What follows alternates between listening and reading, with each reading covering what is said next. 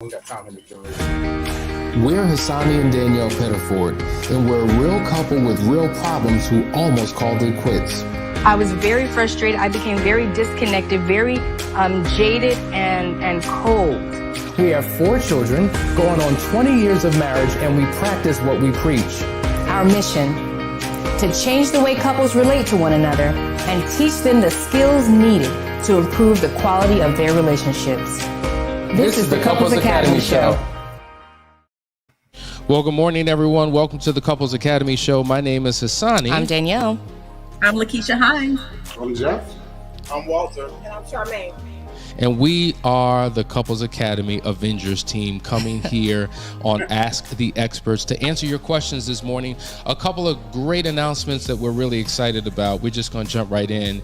If you are watching us, it means that our YouTube channels have been 100% completely restored. Yes. The enemy tried his best to shut us down. He tried it. But he's a liar and his feet stink and he's under a our loser. feet. Come on, y'all. Come on, y'all. If you're all by yourself, I don't care. You can applause right now. Just go ahead and clap where you're at, because I know that y'all were rooting for us. Y'all were rooting for us, and it happened, y'all. So we're back on, full blown, and we're coming to you live. And yes. Ask the Experts is an opportunity for us to answer your questions, whatever your situation is. So whether you're single, dating, in a committed courtship, engaged, married, separated, divorced, whatever you're going through, we want to be able to serve you with a spirit of excellence. And so we're glad that you're here. Yes. Listen, before we get started, you know what we got to do? We got to ask you to... Please make sure you continue to like, share, subscribe, and hit that notification bell. You know you won't miss a show. And guess what? Most of you are already subscribed, praise God, because we got our channel back. But don't forget to tell your friends and your family, hey, y'all heard about Couples Academy? If you don't know, you need to know, and let them know about us. You know, when you're doing work, when you come together with other brilliant minds who have a passion for making impact around the world, oftentimes there's going to be resistance, there's going to be opposition. And so when we experience that setback, you know, I didn't allow it to affect me emotionally, because I understand that a setback is nothing more than a setup for a comeback. And what that means is that it's time to strategize. It's time to come up with a plan. And so when it happened, it put a battery in our backs. It really did. And we said, you know what, we're not going to be defeated, and we're going to come out extra hard. And so I'm excited because this morning we're going to be introducing to you some amazing new things that we have coming up immediately starting this summer that you can take advantage of, and it will become the new norm for us here at Couples Academy. Now, as you know, every single morning we have our Couples Academy show Monday through Thursday, and on Friday is Ask the Experts. But you know what we decided to do was, there's so much expertise under one house that to keep it all contained within one show would be unfair. And so we had a meeting and we decided that we were going to give you more of what you need. And so I'm going to play a quick video that will explain a number of shows that we are releasing starting next week in the evenings. And then we're going to come back and talk about it a little bit and then answer some of your questions. So check this out, and we'll be right back right after this quick, important announcement.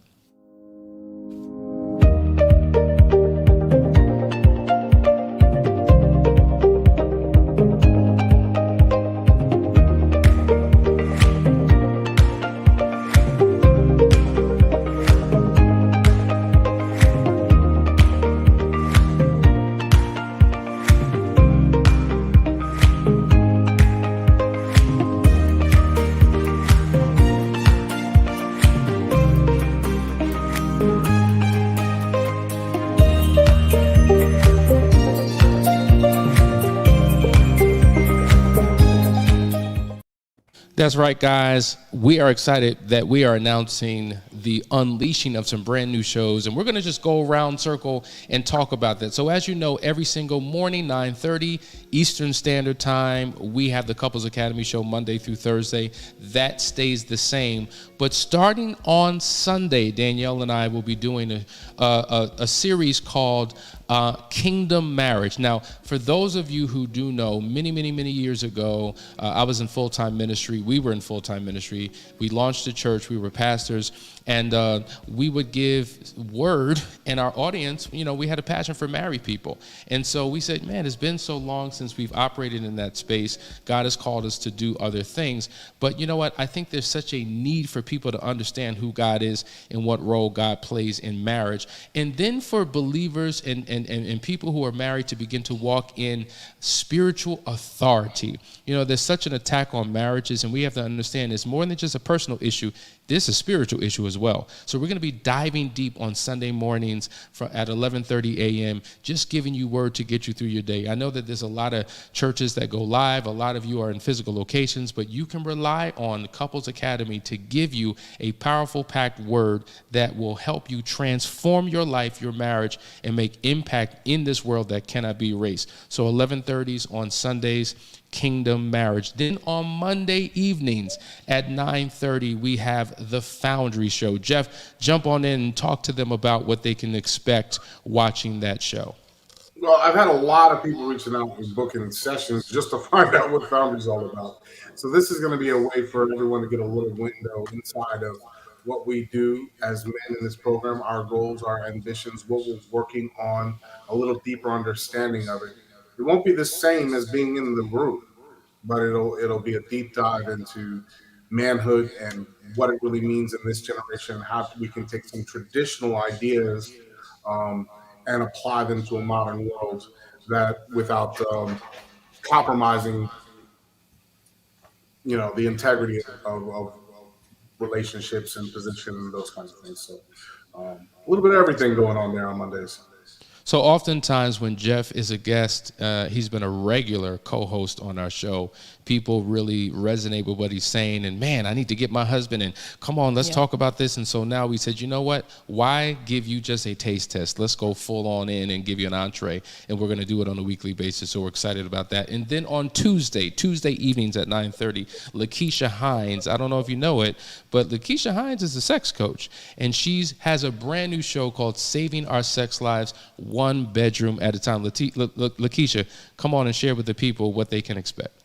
Man, let me tell you something. It's going to be hot. It's going to be juicy. It's going to be exciting. We are going to be delving into so many different topics taking place in your bedroom. And you'll get to talk about some of the issues that affect marriages after infidelity. I think it's really important for us to dive into that and just talk about just how difficult it is to transition back to that level of intimacy once there's been betrayal. So I'm excited. I'm looking forward to it. You guys, boy, wait until you see like what this thing looks like in the background. It's going to be sexy. You're going to love it. I can't wait. I'm excited. I think we're all excited. Yeah, definitely. That's a long time coming. We need this. Some the better couples sex, some need more it. sex. Yeah, because so many people are dealing with trauma, right? Some restorative sex. Some restorative sex Yes. because, you've gone through so much in your relationship, and now introducing sex back into a marriage when there's been a betrayal. What does that look like? How do we do it? And then for those who are not struggling with that, they just want something more, something different, and they can have it within the realm of their relationship, and you're going to navigate them through that process. Excited. Absolutely. Finally. And so Wednesday nights, we're excited.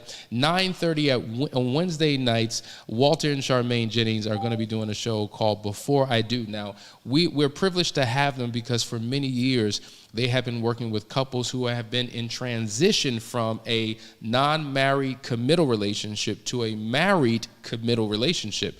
And so what does that process look like? A lot of times people didn't go through premarital counseling, didn't have the right foundation, felt like I woke up one day looking at a stranger, I don't know who you are, and you're like an alien to me right now. And so they specialize in talking about how to properly navigate from non-married to married. So they have a show called Before I Do. Take it away. Unpack what they can expect to experience in that show.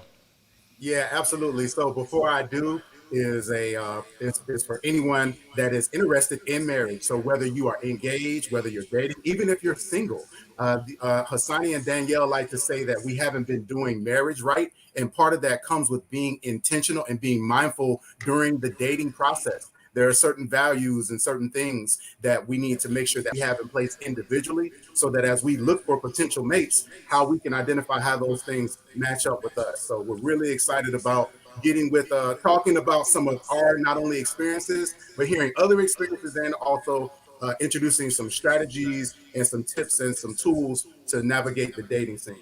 Absolutely. And courageous conversations, that's a big piece. Um, Usually when you don't have that platform before you, even before you get the ring, are you equipped to know how to be honest and truthful, having courageous conversations and really being able to be transparent with the person who you have chosen to be your life partner? You know, it's so Love it. interesting. People come to the Last Chance weekends and they say, man, I wish we had this before Right. we got married. Right. And we've been hearing that for years. And that's why we're so excited to be able to bring this show up in the programs that will follow. Absolutely. I'm thrilled because when I talk to couples and they say how they didn't have anywhere to turn before they got married, or maybe they had a couple of hours of premarital at church and it really didn't do anything, we feel the pain because we all kind of had a couple of hours and navigated this on our own. So to be able to come here and have a beacon of light that will lead married couples before they get married on the right course is powerful, and it is suitable for what we do. So we're excited to have you guys do that. And then on Thursday evenings at 9 p.m., we're excited because Danielle, as you know, she's been an Enneagram specialist talking about this for many, many, many years. And so now she's unleashing a show, and it's called Understanding Your Enneagram with Danielle. Hey, take it away. I like that you said unleashing, because I am about to unleash some knowledge for you. So you know how much Couples Academy loves the Enneagram. It is the thing that helps you to understand your partner. It transforms how you see them, how you relate to them. But what about you? Right? We always talk about how when you discover your number and where you are, there is a path for growth. Not too many people are coming back for the path of growth, right? They're focused on their partner, but at the very least, they're understanding how to relate to their partner better. So this show is really going to be focused on what you need to do to become your best self so that you can reach the highest achievement that God has called for you. So I'm so excited about this show because I could talk about Enneagram all day. Somebody better stop me. And then on Friday mornings, as you know, it'll be more of what we're doing right now, Ask the Experts. So that is the weekly lineup. We hope that you will engage, that you will share it with your community. There's so many people who are in need of help, and we want to be those who are pioneering this effort to serve and transform lives and marriages all over the world. Listen, guys, today is about you. This is Ask the Experts. So go ahead and post your question. We'll be right back after this short break. If you haven't registered for next week's Enneagram Masterclass, make sure you go ahead and do that. But check this out. We'll be right back. Hey, everybody. Danielle Pettiford here, and I am so excited to invite you to our upcoming masterclass entitled An Inside Job. Now, this masterclass is special because you guys have been asking for it. And we have been doing a lot of discussing about the Enneagram and how you relate with your spouse and how they really relate to you, and the lenses and the perspectives that we all have that differ. But maybe you still feel stuck individually. Maybe for you, you know that you're not operating as your best self.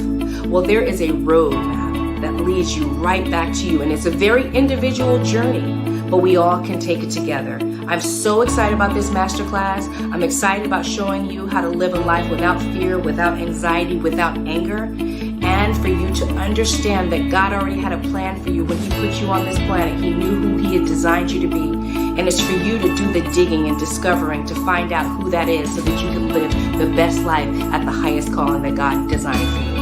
So I hope that you will join us in this masterclass. I can't wait to see you there.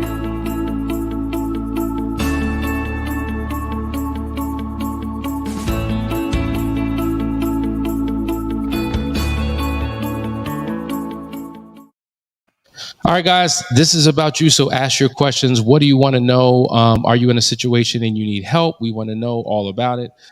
That's what this is for. Let's see. Do we have any questions coming in? There's the one that just popped in at the bottom. Start with that one. Okay. Michelle says, I'm reading this in real time. Do you have to already know your Enneagram in order to do the masterclass, or will you find out your number in the masterclass? Oh, that's a good question. It actually helps that you know it before the masterclass, so that you can place yourself in the conversation, right? It's not absolutely necessary, but I mean, I would recommend that you go ahead and do that. We offer Enneagram assessments here, so if you want to take care of that, you could just reach out and we can make sure that you have it prior to. But I'm really good at having these conversations where you understand who you are just based on what we're saying. Most people are like, "Yep, that's me. Oh, that's me." But yes, it would be best if you go ahead and take care of it. So reach out to us. All right, Charles, I see you have a long biographical Right, I'm trying to dissertation get through of a it. comment, and I can't do that. I don't have time. I need a I short read it. Right, sure. Hey, I've hey, been trying to read Charles. it. Charles, go ahead, Jeff. Charles has an ex. He's once they kind of want to get back together. They feel like they should have done counseling because they both cheated on each other. She has trust issues around it. But they do miss each other. So the whole idea is, well, what do we do? And they're spending a lot of time talking again. And last chance weekend.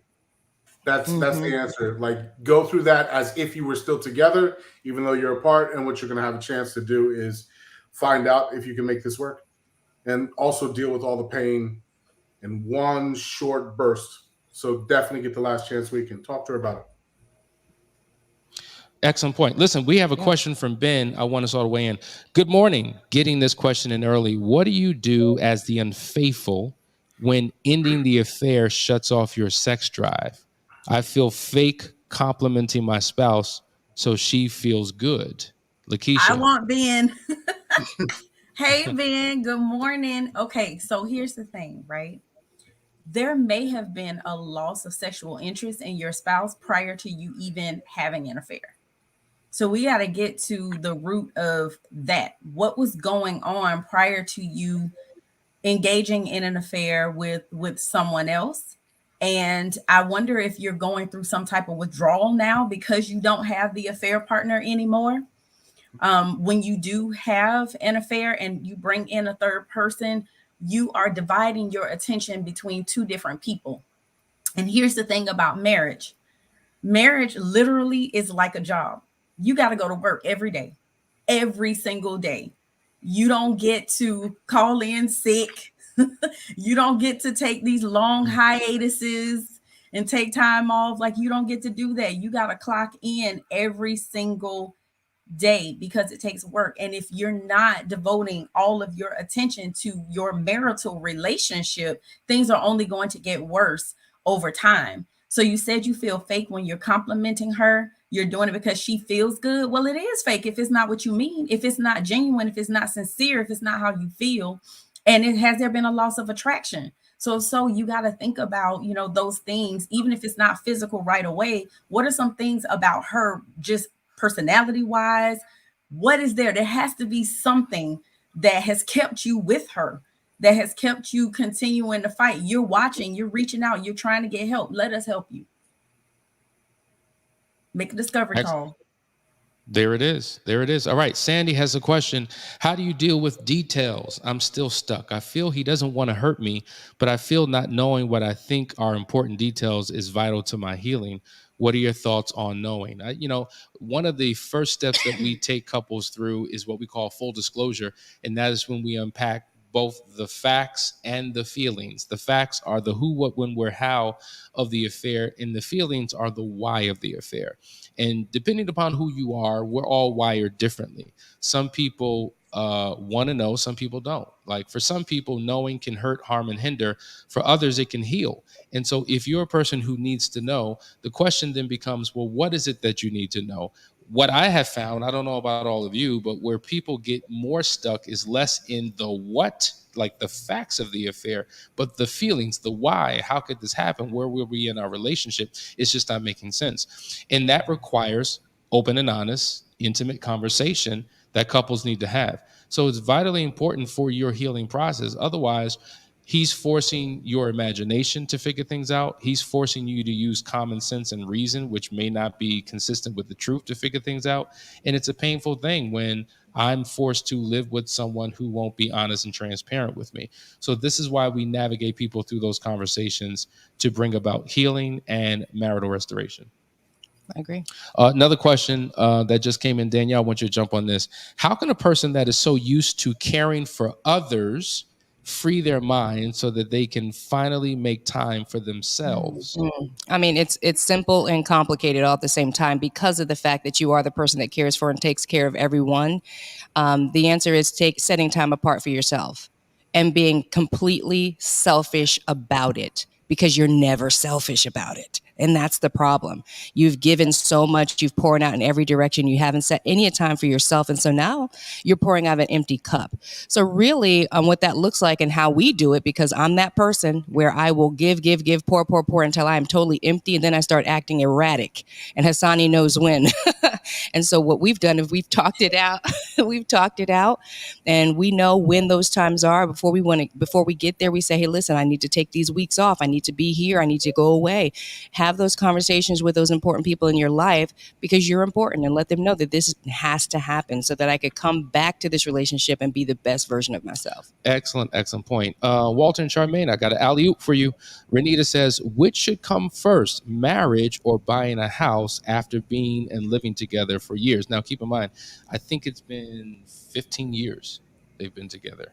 But just in general, for someone who's trying to make a decision on what to do first, what would you advise?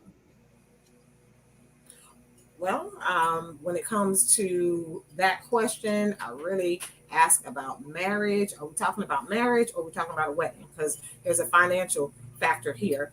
But marriage is a lifelong commitment. Buying a house, that's a 30-year commitment. And so if one would consider buying a house and signing a contract for 30 years and committing to nurturing this space and building this environment, then the question becomes shouldn't the people be a priority as well? Shouldn't your partner be a priority as well? So I really would ask the couple, are we talking about marriage and that lifelong commitment? Because I would say I would want the lifelong commitment. I would want a life partner. I would sign that contract. And but if we're talking about investing in a wedding, two different things. That's an event. Mm-hmm. Yeah, and that's one of the biggest challenges that people have, is that we use marriage and wedding as synonyms, and they're two totally different things. One is an institution and one is an event. So if you're talking about investing in an event at the expense of something that is going to be literally a part of growing your institution, which is the house, then of course you choose the house. You can get married at a courthouse. You can, so the marriage is something the marriage is something that you don't have to delay or make a choice between that and the house. So I think to Charmaine's point, I would want clarity. Are they talking about a wedding, or are they talking about an actual marriage? And that's a great point that you just made, because a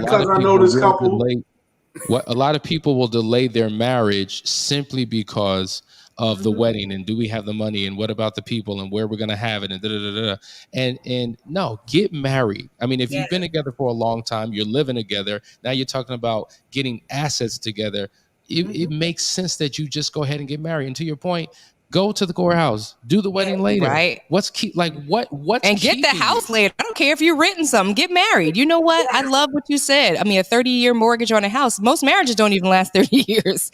So, I mean, talk about lifelong commitment. Buying a house is a lifelong commitment. So if you're in a relationship with somebody it's been that long, I don't think we should be talking about, hey, should we get a house together? I think we got to put our priorities in order. And how are you going to be committed to something? Wait a minute. Wait. I'm not committed to you, but I'll commit with you to the 30-year mortgage. But here's the deal. This is Renita. If you remember them, they were December, last chance weekend. Renita, get the house, get married, have the wedding later. Like, remember, they announced that they were going to get married. Get married now. Get the wedding later. Have the wedding later. Have the wedding later. You guys are like, just get married. Like, go ahead, because we're waiting. We were invited, and we're waiting. We want to come. What's going on, fam? We were invited, and we're showing up. What's the dilly? Here's another great question. Go ahead. We've had some couples where we're like, look, buy the house and get married in the house. That's the event. Exactly. That's the event. There you go. There it is. But get married at the courthouse first. Make that happen. We have another great question. The show this week, Danielle and I were talking a lot about communication, so that's where this question comes from. The show was a lot about communication this week. At what point do you think you bring in negotiation? with a lot of little things or just the big things? Well, here's the reality. What we were doing is laying a foundation for communication, right? So we were talking about arguing and fighting, and you cannot negotiate anything if you're in a negative emotional state where you're throwing jabs at each other, you're hitting below the belt, you're not in a peaceful state. Once you learn how to have a calm environment that is conducive for healthy communication, then you can begin to negotiate. And that's what my advice would be. But I know that communication is a major thing that many people struggle with. What do you guys think about that? When is the appropriate time to begin to negotiate in a relationship? Yeah, I was going to chime in and say that communication is something that both parties need to be committed to, because it is a skill set that you build. And if you're finding yourself needing a negotiator for little things, that means that there are some language barriers off the rip. So love languages, making sure that you're tuned into the Couples Academy show and getting those skills and then putting them into practice. So many people, they sit, they take the notes, they got all of the things they need to do, but they're not doing them. So you have to practice and put those things in motion, so that way you're really only needing a negotiator for big things. When you're bringing in people for some of those small issues, that is a telltale sign that you're not putting those things into practice, or one party or both aren't doing the work. Absolutely. Let me add to that, because I think absolutely sometimes we need to bring negotiators in when it gets to that point, to your point. I think they might be referencing how we compare compromise to negotiation, right? And so after the argument, after the conflict, if you're using those tools to calm down, right? Once you come back together, we believe, get your sheet out, write out all the issues. We talk about this with the issue pie, write out all the issues and work out agreements for those issues. But to Hassani's point, we can't do that when we're still angry, when we're yelling, when we're still in our feelings. I want to jump to Ben. Ben had a follow-up statement to Lakeisha's answer about losing attraction for your spouse. Enneagram numbers. Right. He says, my wife is a 5 and there was never emotional intimacy. And so, listen, this is why your show is going to be so important, because what I have found is that when people identify themselves with a number, they trap themselves in the lower levels or the unhealth of a particular number to justify why they are the way that they are, or to point fingers at their spouse who's not what they could or should be based upon their number. So I guess my question is, if a 5, since he said his wife is a 5 and there's never been emotional intimacy, if a 5 is operating in his or her best self, is emotional intimacy or the lack thereof something that you're going to be forced to deal with for the rest of your life? Or can a 5 be emotionally intimate? I think a 5 can become self-aware, because 5s they literally don't have the same emotional capacity as most people, because you have to understand how the personality style comes about. It comes about because of a lost essential quality. So somewhere in that person's life, when they were young, in their developmental stages, they did not have a place to release their emotions. They didn't have a safe place to display emotions. So they completely did away with them. Some of us shoved them down, suppressed them, but they did away with them. And so this is why the class is so important, because you begin to understand who you are and become self-aware so that you can do what is necessary even when you don't feel it. You know how many things we do as couples all the time to compensate or accommodate our spouses that we don't feel, right? So it's not about feeling it. It's about becoming self-aware and knowing who you are and what you're lacking, and then doing what is necessary to support your partner. So yeah, that can happen. But are you going to be able to conjure those feelings up that don't exist? Most likely not. Well, like you take, go ahead. I'm sorry. Go ahead. Danielle, he's an 8-wing 7. He's an 8-wing 7. He's an 8-wing 7. So when I was looking at that, I'm like, oh my goodness, you over here looking like it's something better on the other side. Yes. So you automatically, because of, you break it down, Danielle, because when I saw that 8-wing 7, he's speaking my language now. Right, because you have some 7 and 6, right? I'm 7-wing 8. So there is that escapist part, the 7, but for him, his main lens is the 8. So he's trying to control this, right? What's crazy about that is they are all opposites of each other, right? So the 5 is actually a 7 when stressed, and an 8 and like they're each other. But They're not like, a good 7, an erratic, out of control 7. yeah, an erratic out of control Stressed. 7. So that 5 is actually a 7 and an 8. Yes. Yeah. Sure. So we have all the polarities, but where are we at? And that's the power of learning it, so that you can become aware and start to exercise parts of your personality that are just so underdeveloped that they don't even exist. Now, Charmaine Watch is a the 5. show. I saw her raising her hand. What were you going to say, Charmaine? I was going to say, as a 5, let me tell you, the worst thing you can try to do is control a 5. Because Right. we know you want it. We see you're thirsty and desperate for that, and we got a kill switch. We will not give it to you. Right. So it has to be authentic. The kill switch. That's a good term, Charmaine. It is a great term. So, Walter, what are you? What are you, Walter? A 2-wing 3. Oh, Lord. Kill switch. That's why you said it's a great term. so just nurture But it's it. working out.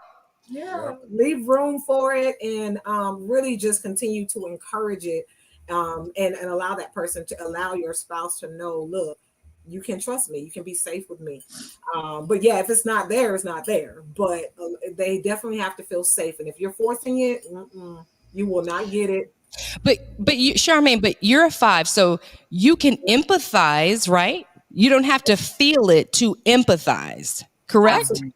And I'm deep in empathizing. I always do. I call it a shoe swap. I'm able to, but a lot of our feelings, they're there. The emotions are there. They're just beneath the surface, and we take a lot more time to process them before they come out.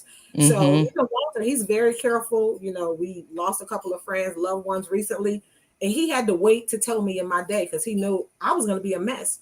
So we have emotional capacity. Yes. It's there. It brews on the inside first, and when it releases, it releases. But it just has to be that safe space, and you have to make provision for that. James says, talk about the 7. Nope. Join the Enneagram Masterclass next Saturday, where you can get all the information you want about the 7. Let's go to this last question from Felice. Hello, fam. How do you navigate a situation where one person has multiple devices, and one of those devices, they start being adamant about you not seeing or going near it? They insist that there's nothing to see on this device. They are showing up in other areas and doing the work to get back on track. Who wants to weigh 9 in? times out of 10, it's porn. Ooh. I'm just being 9 times out of 10. It's not always infidelity, but it's usually porn. So Or if basically it's what a you're separate saying line, if it's a separate line, maybe it's conversations that If one it's is a phone, having with when other she said people. devices, I think it's being specific. I know that there's, it could be an iPad or tablet. iPad or something. That's what I'm thinking. Gotcha. She said Secrecy device. secrecy is the breeding ground for shame. So to Jeff's point, there's something there that is going to prevent true transparency and vulnerability in your relationship, and you need to talk about it. Jeff's favorite quote. I'm surprised you didn't say it, Jeff. When you have nothing to hide, you hide nothing. Yeah, that's right. At the end of the day, it's all about transparency. Yeah. When you're absolutely transparent, like most people aren't truthful all the time. Transparency is key. And so when you, like, I actually heard it from Asani first, people who have nothing to hide nothing. Absolutely. Listen, guys, this has been a great episode. Hope you got some great information out of this. We're going to sign off. Hope you have an amazing weekend, and get ready for an amazing lineup starting on Sunday that will carry you through the week. So we're going back to twice a day. Listen, we want you to tell your community, tell your family and friends, sit in front of that computer, bring paper and pad, notes, pens, pencils, markers, whatever you need to do, and let it begin to transform your life. We're going to end with that commercial as we transition out. We love you guys. See you soon.